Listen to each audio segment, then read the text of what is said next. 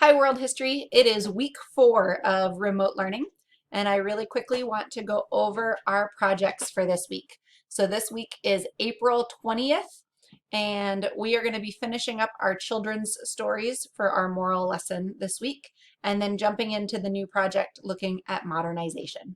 So on Monday, we will have a work day for our children's story.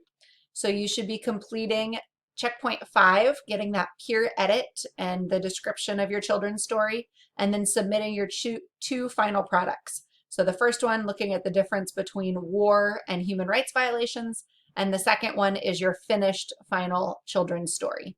Again, that needs to have an illustration. It needs to have that intro or forward in there, and then you need a peer edit from 2 of your classmates. So on Monday, we will do some breakout groups, and depending on where you are in that project, you'll either get your peer edit or you'll work on your story. Or for those of you who have already finished the project, you can look at the next piece, which is the modernization project as well. And so that is the first thing that needs to get finished on Monday.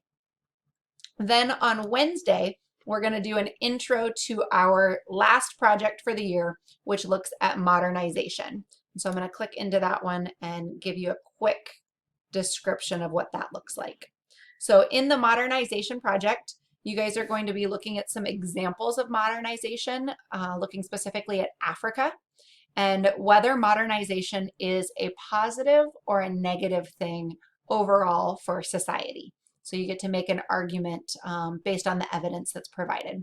So in checkpoint 1, we'll look at Africa as an example of that and look at a couple of specific countries on Wednesday to cover and look at that project.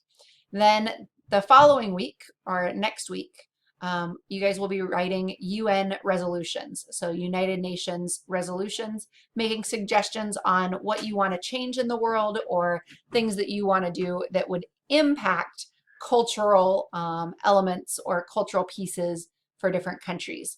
So is modernization overall good or is it bad for countries and for their unique cultural aspects and for the things that make them individual countries? And so you're going to be looking at that in this modernization project. So if you have questions or you need anything, make sure that you send me an email or give me a call and check in with me so I can help you out with this.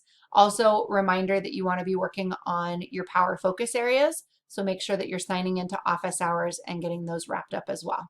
So have a great week.